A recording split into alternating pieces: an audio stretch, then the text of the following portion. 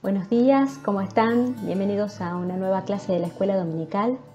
Hoy vamos a estudiar el capítulo 4 del libro de los Hechos. Seguimos estudiando la vida de esta primera iglesia allí en Jerusalén. Recuerdan que habíamos dejado a Pedro y a Juan en el pórtico de Salomón, luego de haber sanado a una persona que hacía desde toda su vida no podía caminar y que era llevada siempre a pedir limosna al templo. Tenía que ser llevada por otras personas porque él por sí mismo no podía caminar.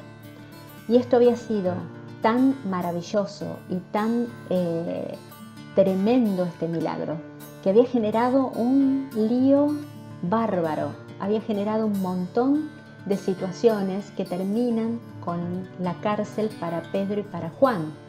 Y acá es donde los encontramos a ellos, ¿sí?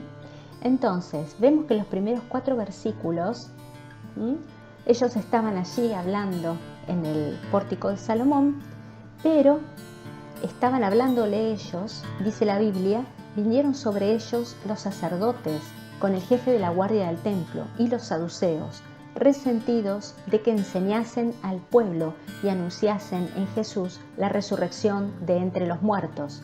Y les echaron mano y los pusieron en la cárcel hasta el día siguiente, porque era ya tarde.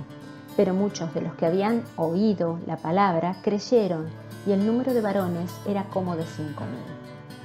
Fíjense, había un grupo de personas que vienen, interrumpen el discurso de Pedro, mientras ellos estaban hablándole al pueblo, los cortan y les dicen: ¿quiénes son ustedes? Vengan fuera de acá, y los meten en la cárcel, como si ellos hubieran hecho algún delito. ¿Y quiénes eran estas personas? Sacerdotes, la guardia del templo, que evidentemente era una guardia de tipo policial, por si habría algún disturbio, y los saduceos, que eran personas, eran sacerdotes, eran una casta dentro de los sacerdotes, y ellos no creían en la resurrección de los muertos, entre otras cosas, y estaban como aliados políticamente con los romanos. Entonces ellos deciden prender a Pedro y a Juan y ponerlos en la cárcel, porque evidentemente se terminaba el día. Recuerden que el día para el pueblo judío terminaba tipo 6 de la tarde, y ellos habían asistido a la hora de la oración, que eran más o menos las 3. Así que evidentemente esto era un día de semana, porque en ningún momento se les acusa de poder sanar a una persona en un sábado. Así que ellos directamente pasan la noche en la cárcel. Bien, fíjense, ¿no? ¿Cuál era la intención de estas personas? Podemos pensar que tenían miedo por el pueblo, desconcertados, estaban asombrados, dirían: ¿esto de qué se trata? Podría ser que querían intimidarlos, podría ser que querían amenazarlos para que no hablaran de Jesucristo. Piensen que hacía poco había pasado, en muy poquito tiempo, la muerte y resurrección de Jesucristo, en la llenura del Espíritu Santo, y aparecen estos acontecimientos. O sea que en Jerusalén era el lugar donde se pasaban cosas. Si uno tuviera que poner un eslogan: en Jerusalén pasan cosas. Evidentemente, la gente estaba maravillada de esta movida que había alrededor de los cristianos. Entonces, tenían miedo, los intimaron, los amenazaron, quizás tenían ganas de vengarse de ellos por esta cuestión de poder lograr la atención del pueblo, el amor, el afecto del pueblo, que ellos no lo tenían. Quizás en algunos había esta cuestión de tenerle temor a estas nuevas ideas, y que eso pudiera quitar la doctrina en la cual ellos venían por siglos trabajando sobre eso.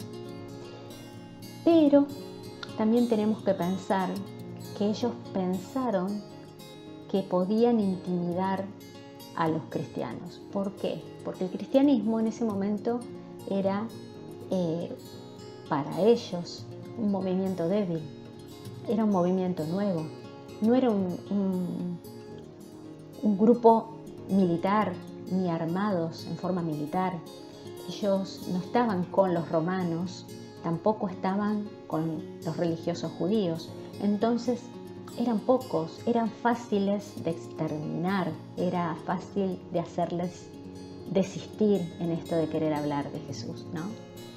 Pero sin embargo, a pesar de la persecución, hubieron 5.000 personas, varones que se convirtieron. Imagínense entre las mujeres y los niños que habrán escuchado a Jesús, hablar de Jesús en ese día. Entonces, podemos pensar que cuando hay tribulación, tormentas, persecución, podemos encontrar mayores beneficios en la relación con el Señor. Y eso se ve si nos ponemos a pensar en nuestras vidas y pensamos cuándo fue el momento en donde yo estuve más cerca de Jesús, cuando estuve más en comunión con mi Señor. Seguramente eran momentos de aflicción, eran momentos de tormentas, como los que estamos pasando ahora. Momentos en donde no tenemos bastones, no hay sogas, no hay piso donde pisar, cosas que nos hagan sentir cómodos, de donde agarrarnos. Pero está siempre el Señor. Y cuando llegamos en esos momentos en donde volvemos a recurrir, volvemos a restablecer nuestra relación y a refrescar esa relación que tenemos con nuestro Dios, seguramente es donde más crecemos, donde más conocemos otras facetas de Dios y nos acercamos más al Señor. Bien, entonces, ¿qué hacen? Los meten en la cárcel. Al otro día son llevados al Sanedrín y dice la Biblia, aquí en Hechos, que al día siguiente se reunieron, fíjense qué listado de personas: gobernantes, ancianos, escribas, el sumo sacerdote Anás y Caifás, Juan y Alejandro, y todos los que eran de la familia de los sumos sacerdotes. Y poniéndolos en el medio, les preguntaron: ¿con qué potestad o en el nombre de quién habéis hecho vosotros esto? Fíjense si no intimida, ¿no?, una congregación de personas de esa manera. Y vuelvo a repetir, ellos iban muchos por curiosidad y muchos iban a amedrentar, a tratar de imponer su poder, haciendo que muchas personas pudieran avanzar sobre solamente dos, sobre Pedro y sobre Juan, encima pescadores, encima gente sencilla, ¿no?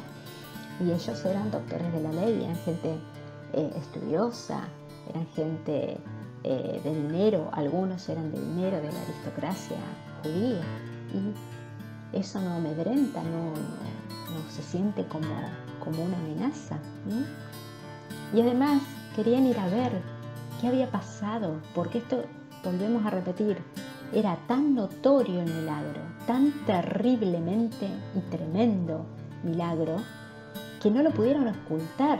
Entonces estaban todos allí a ver qué pasaba en este interrogatorio. Pero entonces, ¿qué pasa? Ellos no se callan y empiezan a hablar y empiezan a explicar con sus palabras lo que estaba pasando. Y dice la Biblia que Pedro fue lleno del Espíritu Santo. Estaba lleno del Espíritu Santo. En realidad no hubo una manifestación en ese momento. Estoy haciendo un paréntesis. No volvió a hablar en lenguas, ¿no? Él estaba siendo un vehículo para que el Espíritu Santo hablara a través de él. Y entonces él dice: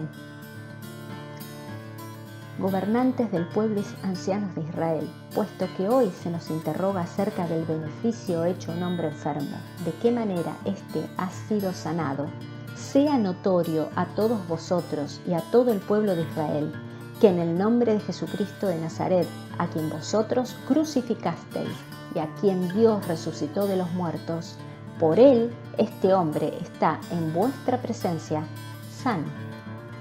Este Jesús es la piedra reprobada por vosotros los edificadores, ha venido a ser la cabeza del ángulo. Imagínense la cara de estas personas, de los sacerdotes, de los escribas, de los fariseos, ¿no? Se habrán quedado totalmente mudos. Fíjense, Pedro vuelve otra vez a contar siempre, casi siempre, la misma estructura. Habla de Jesucristo, habla del nombre de Jesús, les vuelve a ser responsables de la crucifixión de Jesucristo y les muestra que a ese Jesús a quien ellos habían rechazado, Dios lo hizo Cristo. Él lo hizo Mesías, Él lo exaltó, Dios lo exaltó. Fíjense que más o menos los discursos de Pedro tienen esta estructura, ¿no? Siempre termina dando gloria al nombre de Jesucristo, ¿sí? Y acá dice esta cuestión de la piedra angular. Bien, toma el Salmo 118, 22. Ellos, volvamos a pensar que estaba hablando con judíos, con personas que entendían de la ley, que conocían las escrituras y que obviamente habían leído todo lo de David. Y sabían que David hablaba de esta piedra angular. Y precisamente él les resalta que esa piedra angular, la que ellos habían desechado, que ellos habían dejado de lado, Dios la había puesto como cabeza de ángulo. ¿Qué es una piedra angular? Una piedra angular es una piedra que sirve de guía para las construcciones, es la más importante. Tengo entendido que, por lo que pude leer, que en esa época se buscaba esta piedra. Tenía que tener determinadas características, ser grande, ser lisa y estar colocada de una forma que servía de guía para el resto de las piedras. Era la piedra fundamental sobre la cual se seguía edificando. Si esa piedra estaba mal elegida, toda la edificación se podía caer. Por eso era tan importante esta analogía que hacía Pedro, explicándoles a ellos dónde habían colocado su fe en cosas que se iban a deshacer, que no iban a poder sostenerse, porque Cristo era la piedra que los edificadores habían desechado, pero era la piedra que sostenía toda la edificación. Bien, ellos allí escuchan el versículo que es la predicación y que podríamos cerrar el capítulo 4 con este texto, porque Pedro les dice: en ningún otro hay salvación, porque no hay otro nombre bajo el cielo dado a los hombres en que podamos ser salvos. Les aclara, les explica, les indica que Jesucristo es el nombre y la gloria es para Él. Yo creo que este versículo es el que cierra todo lo que Pedro podía haberles dicho. Y allí se encontraron con un hombre totalmente diferente a lo que ellos tenían pensado. Este no era el Pedro pescador que ellos conocían. Seguramente muchos habrán visto quién era Pedro en épocas anteriores, pero ellos sabían que Pedro y Juan estaban con Jesús, sabían y quedaban espantados y maravillados de que estas personas sin instrucción pudieran hablar de Cristo de esta forma, con esta autoridad y conociendo las Escrituras de esta manera. Entonces, podemos decir que Dios utiliza tanto a personas instruidas, como por ejemplo Moisés o el mismo Pablo, y a personas que no tenían ese grado de instrucción, como Pedro o Juan, que eran simples pescadores, pero en las manos de Cristo se habían transformado en estas personas tan elocuentes que podían hablar con tanta facilidad y con tanta autoridad con respecto a Jesús. Entonces eso los impactaba porque ellos se quedaban sin palabras y no sabían cómo hacer para poder ocultar lo que estaba pasando. ¿Por qué? Porque el pueblo estaba alabando a Dios por este maravilloso milagro que había sido recibido en esta persona que ellos conocían, que sabían que no se estaba inventando nada, sino que era realmente una persona enferma. Y eso es lo bueno, ¿no? Que no pudieron hacer nada, no pudieron ir en contra de ellos. El pueblo estaba a favor de Pedro y de Juan, entonces no sabían qué hacer y se les ocurrió otra idea, ¿no? Esta idea de la intimidación y de la amenaza. Los agarraron aparte y les dijeron: se tienen que callar, no pueden compartir más el nombre de Cristo.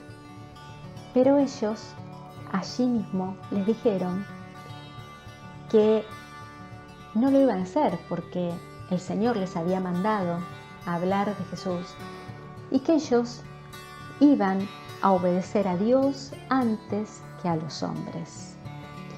Entonces no encontraron otro modo de castigarlos y los tuvieron que soltar. Y dice el versículo 21: entonces les amenazaron y les soltaron, no hallando ningún modo de castigarles por causa del pueblo, porque todos glorificaban a Dios por lo que se había hecho, ya que el hombre en quien se había hecho este milagro de sanidad tenía más de 40 años. Lo conocían, sabían que no lo iban a poder ocultar, que no iban a poder manejar esto. Entonces no les quedó más remedio que amenazarlos y dejarlos ir.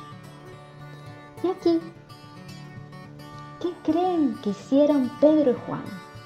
Habían pasado la noche en la cárcel, que no debe haber sido nada agradable. Hoy las cárceles son un lugar totalmente feo, horrible, pero en ese tiempo seguramente eran peor. Y ellos pasaron esa noche allí. Y al otro día, inmediatamente, ¿a dónde fueron? Bien lo que dice el versículo 23, puestos en libertad, vinieron a los suyos y le contaron todo lo que los principales sacerdotes y los ancianos les habían dicho. ¿A dónde fueron? ¿Qué fue lo primero que hicieron? Fueron a la iglesia, a los suyos, a contar todo lo que había ocurrido. Seguramente esa iglesia habrá estado orando toda la noche por Pedro y por Juan, seguramente, ¿no? Y fíjense lo que hacen estos hermanos en Jerusalén.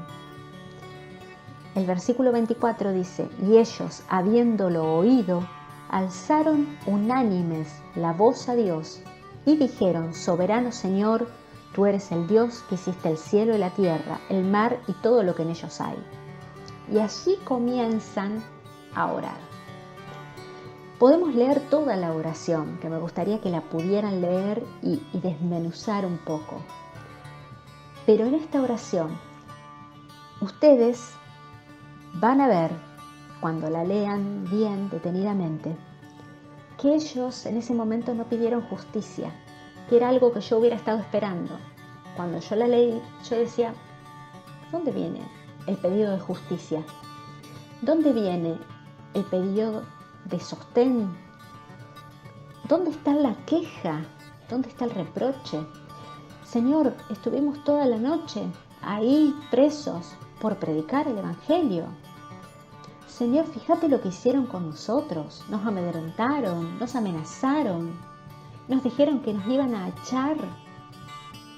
Fíjate lo que nos pasó. Tenelo en cuenta. Pero ni una sola de esas palabras salió de la boca de estos hermanos, sino que fíjense cómo ellos oran. Dice: ahora, Señor, mira sus amenazas y concede a tus siervos que con todo denuedo hablen tu palabra, mientras extiendes tu mano para que se hagan sanidades y señales y prodigios mediante el nombre de tu santo Hijo Jesús. En lugar de la queja, en lugar de la bronca, del pedido de justicia, ellos piden poder. ¿Y poder para qué? ¿Para destruirlos? No, para hablar la palabra de Dios. Fíjense qué tremendo lo que estos hermanos nos enseñan, ¿no?